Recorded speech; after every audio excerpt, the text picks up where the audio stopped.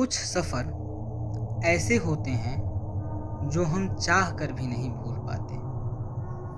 अर्जुन का भी एक सफ़र ऐसा ही था जिसे वो चाह कर भी नहीं भूल पाया और सालों से एक ही बात सोचता रहा कि आखिर वो कौन थी। रात के 11 बजे थे और अर्जुन रोज की ही तरह अपने ऑफिस के काम में व्यस्त था। आजकल काम ज़्यादा होने की वजह से वो ऑफिस का काम घर ही लाने लगा था। शाम 7 बजे ऑफिस से घर आया और अपने कमरे में जाकर ऑफिस के काम में इस कदर खो गया कि समय का ख्याल ही न रहा। रात के 11 बजे उसकी माँ ने आवाज़ लगाई, बेटा आकर खाना खा लो, अब तक बहुत देर हो गई है काम करते करते। अर्जुन उठा, हाथ धोए और जाकर बैठ गया। माँ खाना परोसने लगी। तभी उसके फ़ोन पर बॉस का फ़ोन आया।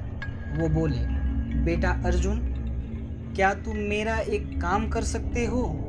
जी सर, बोलिए, अर्जुन ने जवाब दिया। बेटा, आज मैं शहर से बहुत दूर हूँ किसी काम से। मेरी छोटी बेटी को बहुत तेज़ बुखार है।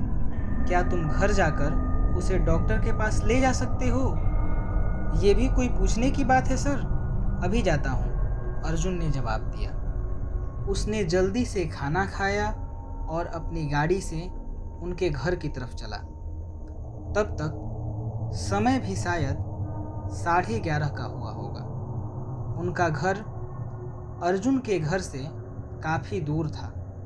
वहाँ सीधे रास्ते से जाता तो शायद 1 घंटा लगता। उसने सोचा, क्यों ना आज जंगल वाले रास्ते से जाऊँ, थोड़ा जल्दी भी पहुँच जाऊँगा। ये सोचकर वो उस खतरनाक रास्ते की तरफ मुड़ गया। चारों ओर घना जंगल था। आसपास देखते ही घबराहट होती थी, इसलिए उसने गाना लगा लिया। तेज आवाज़ में गाना चल रहा था। वो भी मस्ती में गुनगुनाने लगा। तभी अचानक बहुत तेज बिजली चमकने लगी और तूफान भी चलने लगा। उसे देखकर वह बहुत हैरान हुआ कि अभी तो कुछ देर पहले सब शांत था, ये अचानक मौसम कैसे बदल गया। तेज आंधी और तूफान की वजह से गाड़ी चलानी मुश्किल हो रही थी। वो बहुत धीमी गति से चल रहा था। गाड़ी को वह चाह कर भी रोक नहीं सकता था, क्योंकि आसपास के पेड़ इतनी जोर जोर से हिल रहे थे मानो गाड़ी पर ही गिर जाएंगे। तभी अर्जुन ने देखा कि सामने सड़क पर एक लड़की खड़ी है जिसने सफ़ेद रंग के कपड़े पहन रखे हैं। वो ठीक गाड़ी के सामने खड़ी होकर हाथ हिला रही थी। अर्जुन वहाँ गाड़ी रोकना तो नहीं चाहता था, फिर उसे ख्याल आया कि क्या पता ये लड़की भी किसी मुसीबत में हो। ये सोचकर उसने गाड़ी रोक दी। जैसे ही उसने गाड़ी का दरवाज़ा खोला, वो बिना कुछ कहे उसके साथ वाली सीट पर आकर बैठ गई। अब अर्जुन फिर से गाड़ी चलाने लगा। अर्जुन ने उस लड़की से पूछा, क्या नाम है आपका? जी संजना, उस लड़की ने जवाब दिया। आप इस भयानक जंगल में अकेले क्या कर रही हैं? अर्जुन ने फिर उससे पूछा। रास्ता भटक गई हूँ, क्या आप मुझे मेरी मंजिल तक पहुँचा देंगे? संजना ने उसकी आंखों में आंखें डालते हुए पूछा। उसकी आंखें देखने में इतनी डरावनी थी कि अर्जुन बहुत डर गया और खामोश होकर बैठ गया।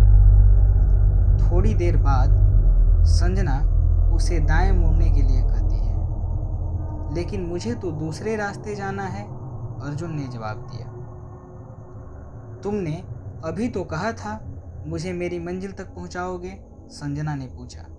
अर्जुन ने फिर बिना कुछ जवाब दिए गाड़ी उसी दिशा में मोड़ दी जहां संजना जाना चाहती थी। अर्जुन को धीरे धीरे गाड़ी में एक अजीब सी बदबू आने लगी, मानो उसके आसपास कोई बहुत पुराना सड़ा गला मांस रखा हो। अर्जुन अब घबराने लगा। उसने संजना से पूछा, आपको जाना कहाँ है? बस अगले ही मोड़ पर मेरी हवेली है, संजना ने जवाब दिया। अगला मोड़ आते ही अर्जुन को सामने एक बहुत सुंदर हवेली दिखाई देती है। अर्जुन वहाँ गाड़ी रोक देता है। तूफान अभी भी थमा नहीं था। संजना उसे थोड़ी देर हवेली में रुकने को कहती है, लेकिन अर्जुन बहुत घबरा रहा था। वो मना करके जैसे ही वहाँ से चलने लगता है, देखता है कि उसकी गाड़ी का टायर पंचर हो चुका है। अब उसके पास वहाँ रुकने के सिवाय और कोई रास्ता नहीं था। बाहर बहुत तेज तूफान चल रहा था। ऐसे में वहाँ रुकना भी सुरक्षित नहीं था। अर्जुन संजना के साथ हवेली के अंदर चला जाता है। हवेली के अंदर प्रवेश करते ही दरवाज़ा अपने आप बंद हो जाता है। अर्जुन घबरा जाता है और मुड़कर वापस जाने लगता है। तभी संजना उसको आवाज़ देती है, कहाँ जा रहे हो अर्जुन? आज की रात तुम मेरा शिकार हो। यह कहकर वो ज़ोर ज़ोर से हंसने लगती है।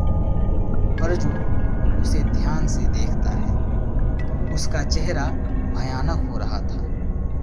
तभी अर्जुन की नज़र उसके पैरों पर पड़ी। इसे देखकर वो और भी डर जाता है। संजना के पैर उल्टे थे।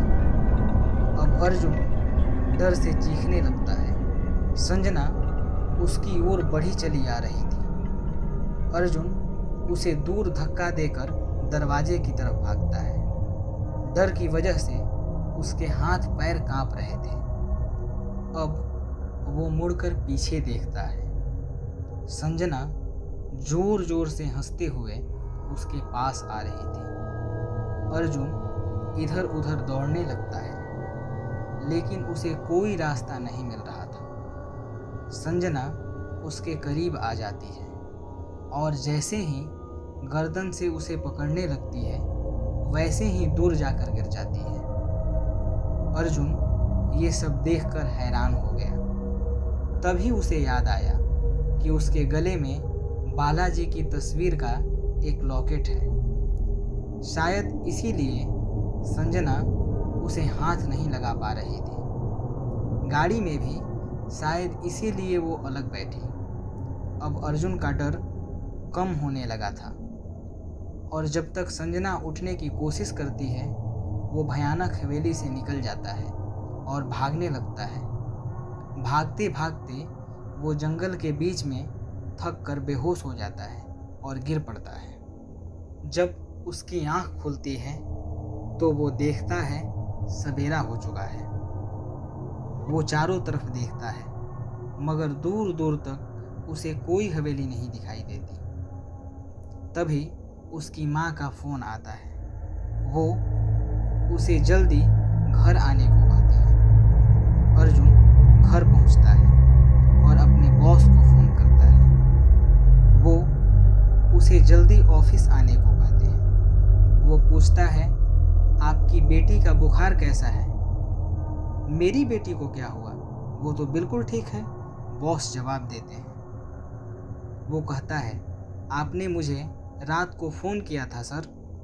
मैं क्यों भला तुम्हें फ़ोन करूँगा जब मैं खुद अपने घर पे हूँ, बॉस जवाब देते हैं। यह सब सुनकर अर्जुन अपना फ़ोन देखता है। उसके फ़ोन में एक भी कॉल बॉस की नहीं आई हुई थी। ये देखकर अर्जुन हैरान हो गया। तभी अर्जुन की माँ आ जाती है और पूछती हैं कि बिना बताए कहाँ थे सारी रात? लेकिन माँ, मैं तो आपके सामने ही गया था घर से, अर्जुन ने जवाब दिया। मेरे सामने? बेटा, रात को मेरी तबीयत ठीक नहीं थी, मैं तो 8 बजे ही सो गई थी। ये सब सुनकर अर्जुन की हालत और ख़राब हो गई। वो अपने कमरे में चला गया। वो सोच रहा था, जिसने रात को मुझे खाना खिलाया, बॉस बनकर फ़ोन किया, गाड़ी में बैठी और हवेली में ले गई, वो कौन थी?